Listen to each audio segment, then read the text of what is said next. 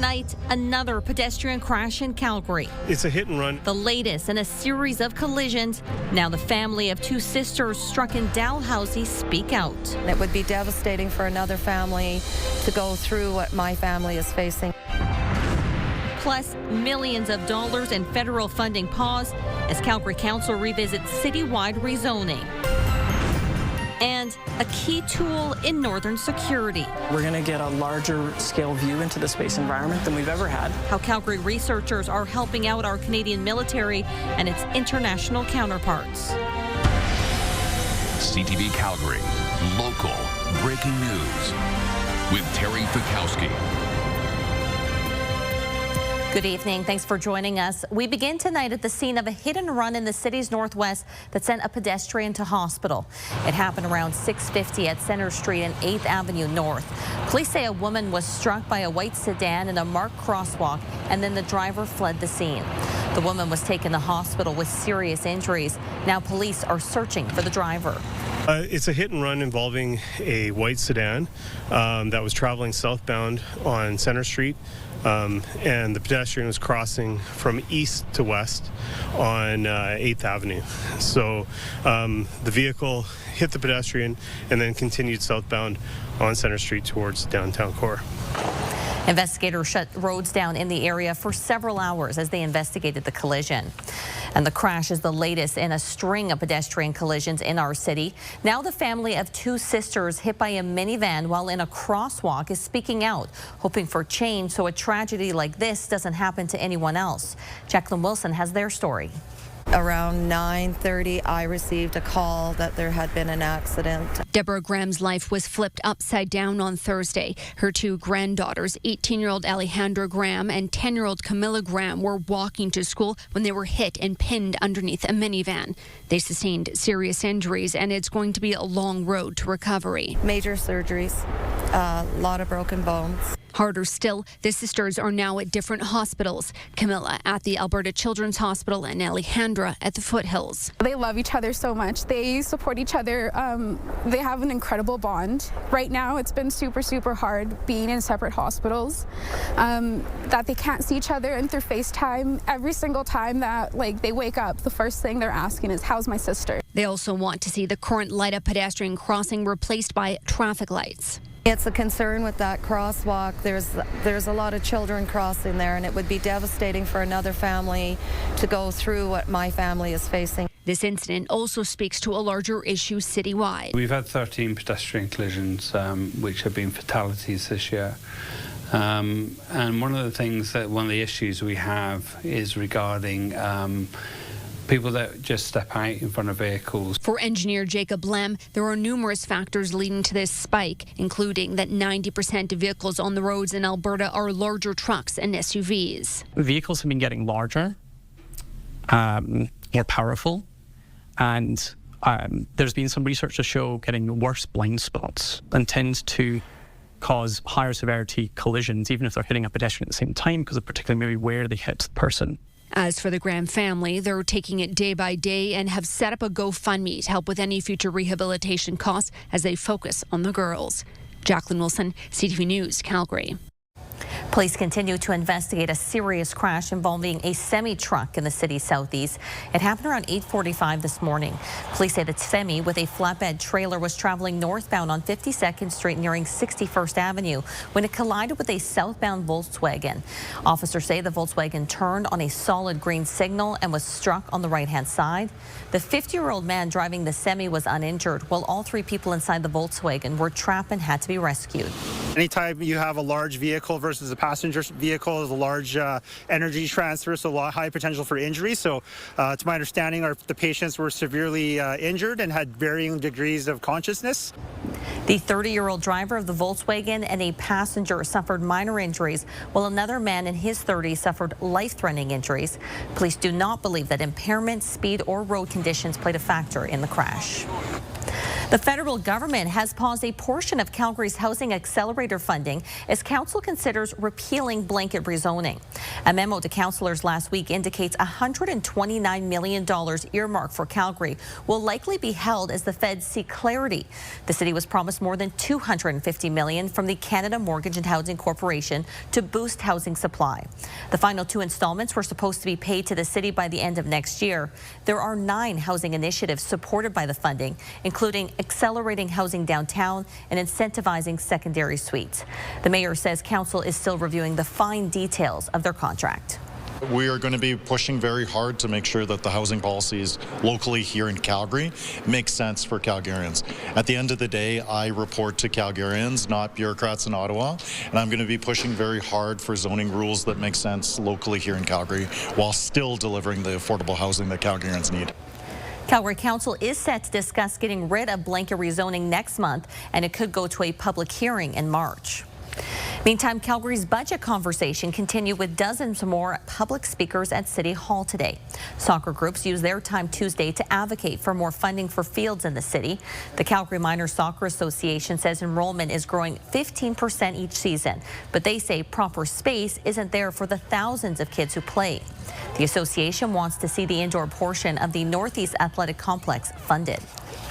If we're not committed to developing our communities and investing in the infrastructure, we're saying we're not investing in our families and our future. And so what that really means is kids are going to be locked out of the game. Kids are going to be on the sideline wondering why their friend was selected to play, but they couldn't. Councillors will debate and decide the 2026 budget later this week. A 5% tax increase for single-family properties is currently on the table. Shoppers at South Centre Mall are getting a glimpse into an affordability crisis many families face behind closed doors. An interactive installation of a replica home encourages people to open the front door, where a digital simulation shows tough financial decisions some families need to make just to get by. The United Way says 47% of Albertans are $200 away from a financial crisis, with 1 in 4 Calgarians unable to afford basic needs. And it's really creating that awareness. So not realizing that this is happening in our local communities, this is happening in our own neighborhoods. It can be impacting our family and friends, our co-workers. So this is it's happening right where we are, right where we live, work, and play. The installation is on display ahead of Giving Tuesday next week. It includes a donation station for the United Way.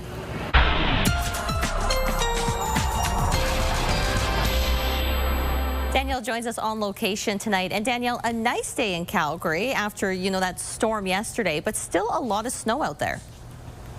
Yeah, that was our first significant snowfall of the season, absolutely. And we saw close to 20 centimeters of snow in some parts of the city. Just to give you an idea of who got what, Calgary, depending on where you were in the city, 10 to 18 centimeters. Cochrane, 15 centimeters. Lethbridge, 7. Drumheller, 9. Medicine Hat, 13. And Banff, Canmore area, anywhere from 7 to 10. So, of course, the sunshine helps today for us to dig out. We're not looking at a lot of melting because the cold air is here to stay all week. For tomorrow morning, be prepared for a wind chill of -15 when off to work and school. And even in the afternoon, still a wind chill of about -7. Mainly sunny skies. In fact, tomorrow will be very similar to what we had today. And then we have a little more snowfall in the forecast when we look longer term. I'll show you that coming up. -15, chilly. Thanks, Danielle. Now, the snow may have caused mayhem when it first fell, but now Calgarians are making the most of it. High school students from École de la Rose Sauvage took part in tobogganing at Confederation Park. It's part of their curriculum on local tourism. Meanwhile, City of Calgary crews are still working to clear major routes. While the roads are getting cleared, though, students say slick conditions can be a good thing. It's a lot. I'm surprised it's so much. Hopefully it doesn't melt like tomorrow. It's a little slippery, and if you're not wearing the right shoes too, then it's like your socks are getting all wet, so that's not the most fun part. City crews will spend tomorrow working on major routes along with pathways and sidewalks. Well, whiskey and artificial intelligence are combining for a first in our province. Coming up, we'll tell you how the Alberta government is using AI to draft legislation for the liquor. You're watching CTV News Calgary. The number of UCP MLAs facing recall petitions continues to climb. 5 more applications have been approved by Elections Alberta, bringing the total now to 14. And as Tyson Fodor reports, the UCP is calling it a direct attack. The list was 9 and now it's 14 as 5 new names were added to the Elections Alberta approved recall petition list. All of them are United Conservatives representing almost a third of the entire government caucus. It's an effort on the part of some very upset people who think that the government has particularly used the notwithstanding clause inappropriately, isn't dealing with the education system or teachers respectfully or properly. Cabinet Ministers Nathan Newdorf and Cyril Turton are among the targets. I'm here to talk about Bill 8 and ask you to go to Elections Alberta website for my comments. So is Red Deer backbencher Jason Steffen, but he still supports the legislation. I think recall is good. I think this recall action will fail. 8 cabinet ministers are named. There are also 5 Calgary MLAs. Obviously, I'm not very comfortable with it, but I feel like I'm a very hardworking MLA. The UCP has argued the spirit of the legislation is being misused by a coordinated left-wing activist campaign. A loose group is publicly calling itself Operation Total Recall and is targeting the 44 MLAs, including the Premier, who voted for the use of the notwithstanding clause. What does this mean for the UCP? They have a majority in the legislature, but it becomes disruptive. It becomes another tension that they have to manage, even as they're trying to move ahead with a policy agenda that, again, going into an AGM, that is contentious and increasingly publicized. But the individual petitioners CTV News has spoken with insist they are not part of a group effort. But certainly they are incredibly destabilizing, and they show that we've got a government that has lost all grip on reality. Elections Alberta says it's generally focusing on preparing for the next provincial election set for October 2027, but at the moment has its hands full. We are managing both. We're managing preparations for that 2027 PGE as well as the requirements on our recall needs. Petition organizers have 90 days to collect signatures from each constituency. If they collect enough signatures that equate to 60% of votes in the last provincial election, a vote is held on whether the member keeps their seat before any by-election is called. Tyson Fodor, CTV News, Calgary. Elections Alberta is meeting with the standing committee next Friday to seek more funding to help verify these recalls. Healthcare workers have voted in favor of a new collective agreement with Alberta Health Services. Nearly 67% of members of the Health Sciences Association of Alberta voted to ratify the new agreement. The union represents a number of professions, including paramedics, pharmacists, and diagnostic imaging technologists. The new deal includes a 12% wage increase over 4 years and a workload appeal process if follows 20 months of bargaining. Alberta's government is proposing changes that would prioritize data center projects that agree to contribute to the local power grid. Data centers house the computers needed to deliver artificial intelligence, and they require a lot of energy. Alberta's Utilities Minister introduced a bill to amend the Utilities Act so that data center projects with plans to eventually generate their own power would get fast-tracked. There are 37 proposed AI data centers in the province right now. If passed, the proposed changes would take effect in 2027. This would help data centers meet their energy needs while preventing new projects from straining the grid's available supply. It will also ensure that ratepayers are not burdened with the cost of any power infrastructure upgrades needed for a data center project. Aside from power, AI data centers also need a lot of water to keep computers cool. The province and Alberta electric system operators say there are guidelines about where these centers can go, so areas with water shortages are not impacted. What it means to be an Alberta whiskey will soon be defined by new legislation and a first-of-its-kind author. AI will write the bill draft in an effort to streamline some provincial government work. Tim Brooke explains how that will work and the implications.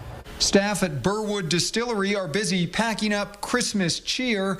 And this year, they're hoping for some extra recognition. Well, right now, we're producing some of the world's highest quality whiskey, but we're not telling that story on an international level. Burwood will soon have a hand in developing the new Alberta Whiskey Act. It will define what's legally Alberta whiskey, things like ingredients, characteristics, and taste. It's a seemingly straightforward task for a human.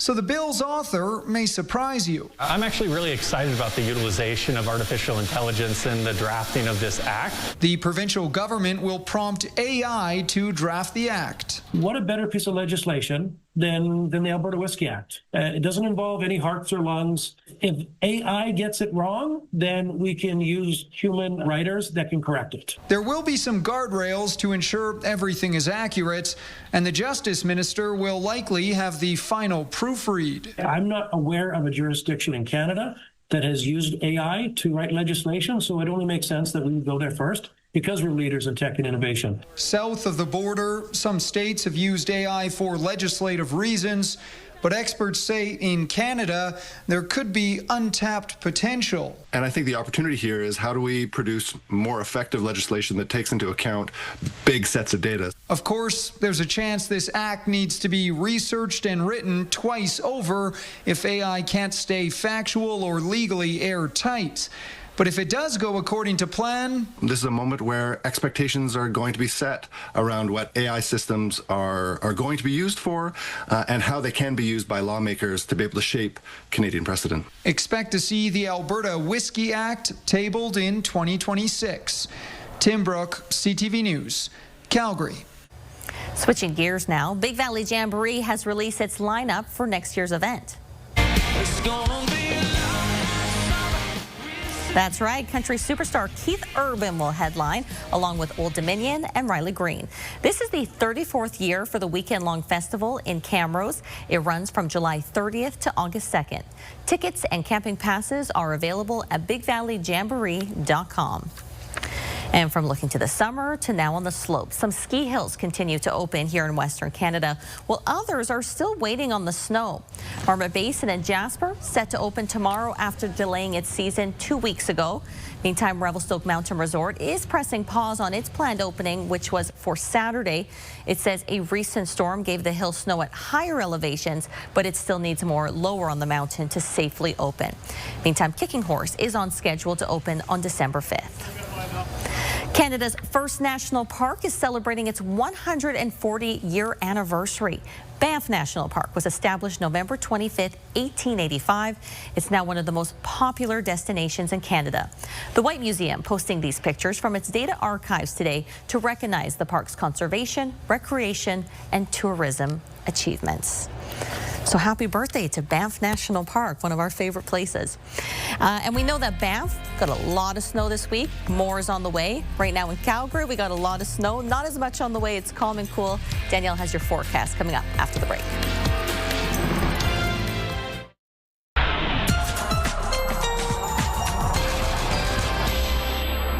After such a significant snowfall and then the continuing cold, it's still slick on the sidewalks and on some roads. We are also looking at another snowfall in our shorter term forecasts come late Thursday for many communities in southern Alberta. Calgary might see some of that as well. So we'll talk about that in just a moment. But first, let's start with temperatures because it's cold all week. In fact, it's going to continually get colder each day we go here. Right now, our daytime high today actually was -4 in the city. Really, you can see that colder air that's filtered into the prairies because Vancouver, Victoria got up to +6 today, and over out east, Toronto got up to 10 degrees. So southern Ontario, certainly the warmer spot in the country for today. Nothing going on the satellite and radar in Alberta right now, really just some cloudy periods at times. But you can see what's starting to move into Washington State and parts of BC. And that will track into parts of southern Alberta. So it will push into the south first and then up towards the city late Thursday. Looking at the longer range forecast, -3 is our high for tomorrow. Tomorrow will be stable, a little breezier than what we had out there today. In the morning, keep in mind, again, with a wind chill, it will feel more like -15. And then in the afternoon with the wind chill feeling closer to -7. So a chilly day, absolutely, but sunny periods will help at times for things to feel a little bit warmer anyway. As we get into Thursday, even cooler with a daytime high of -6. Late Thursday, especially in the evening hours for Calgary, is when we get into our best chance of some snowfall from this system. 2 to 4 centimeters certainly possible late Thursday night and through Friday, early Friday morning. Friday's daytime high -8, so Friday will be the coldest day of the week. We start to somewhat improve on Saturday to a -7, and then we should make it almost to that freezing mark by the time we get into Sunday. Thanks, Danielle. Researchers at the University of Calgary are collaborating with Canada's military, the U.S. Navy, and NATO through a vast network of space weather sensors. And it's a project more than 4 decades in the making. Mark Villani reports. High above the Arctic, defense operations are well underway. And in the NORAD Situation Room, there's little room for error. Space weather, solar storms, and disturbances in the upper atmosphere can all impact satellite signals and radar. We're really looking to get at the dynamics of those larger space processes. It's why the University of Calgary spent more than 4 decades developing its space weather network across Canada and the northern United States, building 22 high-frequency sensors. Resembling big metal umbrellas, they track how radio waves and high-energy auroras are absorbed above the Earth. That data supports defense operations, determining if GPS or satellite signals are disrupted for critical infrastructure. We're looking for breadth of coverage right now, so that we can talk about phenomena that are evolving in the high Arctic versus those that are occurring at lower latitudes. That allows us to detect jamming, spoofing, other forms of anomalous behavior in Canada's near-Earth space environment. The sensors, known as hyperspectral rheometers, span across the prairies and far into the north, with extensions into Yukon and Alaska. Each one has several receivers, expertly soldered and installed by UCalgary researchers. So we can see here we have this little guy. Grad student Shakira Gadawan is specifically looking at how signals travel through the ionosphere, using instruments to identify whether they're human-made or naturally occurring. She says each signal has its own unique signature to figure out where it's coming from. For example, I'm like, okay, this signature belongs to Yellowknife, or this belongs to the signal from Colorado. And then I know the distance from my receiver to that place of signal propagation. And that extra bit of knowledge hopes to go a long way into modernizing Canadian defense. We're going to get a larger scale view into the space environment than we've ever had. Mark Villani, CTV News, Calgary.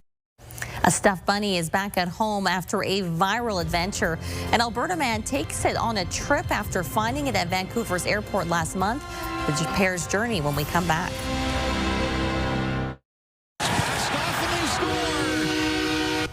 Calgary hosted the CHL USA Prospect Challenge tonight at the Saddle Dome. First introduced last year, the 2-game series spotlights the top draft talent from the 2026 NHL Draft. Now, the U.S. prospects won this one 4-2. Game 2 goes tomorrow night in Lethbridge. An Alberta man has reunited a stuffed bunny he found at the Vancouver airport with its owner after quite the adventure. Joey Gibbs found the stuffy while waiting on a flight to Seoul and decided to take it traveling. He detailed the bunny's adventures on social media. Now, after some back and forth with WestJet, Gibbs was able to contact the owner and let them know it had been found. Turns out a mother and her young daughter had lost the bunny while returning from a visit home to China. Gibbs says he is glad the bunny's story had a happy ending. As we all are. What a very happy ending. And that is the ending for us tonight. Thank you so much for watching. We'll see you back here tomorrow.